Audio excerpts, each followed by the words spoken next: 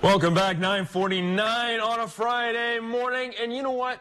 We're bringing a segment back that got pretty popular over the weekends here. I'm going to let Rashawn take it away in a moment. But if you're a fan of meatloaf, you may want to give this recipe a try. That's right, because today we're making sesame ginger mini meatloaves with an Asian twist. And Ashley Semper with OSF is back, and she's going to walk us through the recipe. So, what do we do first, Ashley?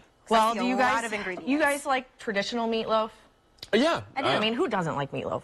It's that time of the year where you just kind of want some comfort foods, but this is something just a little bit different, and it's perfectly portioned. So nice. And healthy, of course.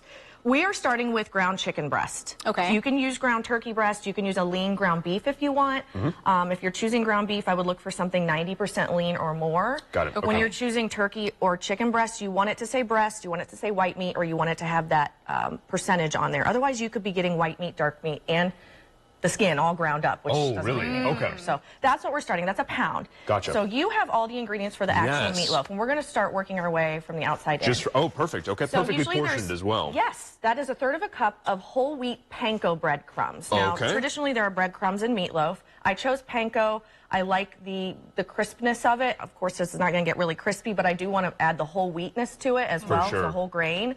So there's added fiber in there. So there's 1/3 of a cup. Go ahead and add that. Just throw it in. There we go. And then we have our onion. That's green onion, 1/3 of a cup chopped green onion. I love green onions. And that's normally used in Asian foods. You could use a white onion if you want. And then an egg. 1 egg helps bind everything together. I'm just going to make sure that... How come you don't beat the eggs first? Does that I'm just going to kind of mix it in there. Okay, I got you. Okay, so this is one of our kind of key ingredients. This is ginger. Yes. Now, you can add that, but while you're adding that in there, what I did is this is a ginger root. You buy it in the produce section. I peeled it, and then I took my microplane and I grated it over just a small container. And then that is a tablespoon, and it really brings so much flavor to it. Gotcha. This was only 45 cents. It's much cheaper than buying the ground ginger. I was going to ask, but you could use 1/4 teaspoon of ground ginger instead. And I know people also have ginger paste. Yeah, you could do that as well. Okay. Yep. Nice. Okay, so garlic. Garlic, excellent. Oh, I couple love that. cloves of John that. loves to smell stuff. Oh, good, because I always like to have you guess by smell. How about you guess what that is by smell? Oh, man, let's see here. Is it rice oil? It's sesame oil. Sesame oil. Ooh, okay. And a little bit goes a long way. Close. Yes. No, you were pretty close. Closer than Throw I it all in. Perfect. And then lastly, we have just a little bit of low-sodium soy sauce. Gotcha. Now, by the low sodium, it cuts the sodium in half compared to the wow. rice. Okay. That's pretty dramatic. So while I'm mixing this up, you're going to make what the topping is. So this is actually going to make 8 mini meatloaves. I have a bigger pan, but I'm just going to use the middle so it evenly cooks. Okay, so in this container here, you're going to make the kind of the glaze.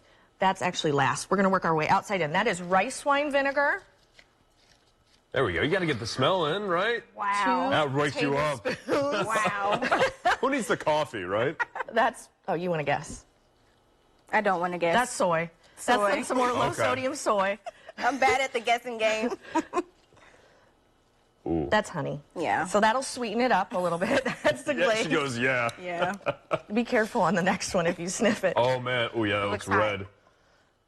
It's sriracha, so that's chili sauce. So it has a little bit of garlic, has a little bit of sweetness, and a lot of heat. Now and then we'll wait on the sesame seeds. That's actually going to go on the top. So mix that together. Use your fork if you can and get down on the bottom because that honey will kind of coat the bottom.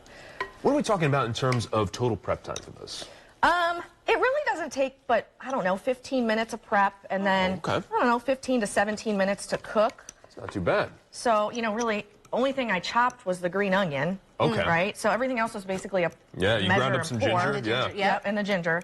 So I'm just going to portion some of these out. And then what are you setting your oven to as well before you pop it in? 375. Okay, gotcha, 375.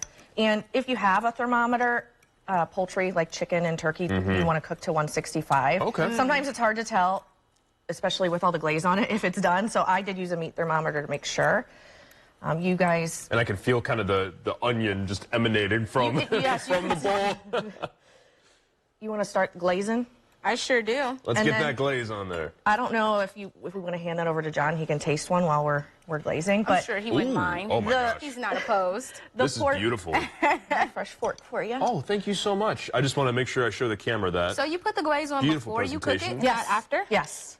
What you're seeing going into that pan now, this is how it is supposed to turn out. I'll tilt that a little forward there. And is this a little more green onion topped off? I did. I just garnished it with a little bit. Gotcha. The sesame seeds will go on top once you put the glaze on. Okay. So you will bake it with the glaze and the sesame seeds. Nice. This is very, I will say, this is probably one of the lighter meatloaves that I've seen, probably because of the chicken. Oh, man, it smells so good. So the portion size is 2 mini meatloaves. It is 220 calories and 29 grams of protein. Is it so good? airy. That's so good. It's so You probably airy. get that ginger and the green onion. And I think a lot of meatloaves that I'm used to eating, they tend to be super dense. This feels like it actually has room to breathe. And I think because of these very lighter, kind of even airier ingredients, right? A lot more natural. Yeah. Not super, you know, I'm used to having the super dense stuff. So this is great. So this is a nice little light comfort food for you. Oh, wow. You did great, Rashawn. Thank you, while John's just eating. But Hey, of don't mind me. course, if you want to be like John and you want to give this recipe a try, just head to our website, 25 News Now. Click on the Healthy Bites tab, and it's going to be there, and you can try it for yourself and enjoy its airy flavors, like John Oh, yes. described. Very, very good overall. Thank you so much. Thank this is delicious. you. Yeah. As always, it's a pleasure, Ashley. All right, we'll be back in just a bit while I finish this and Rashawn doesn't get any Finish? for one last check of weather. Stick around.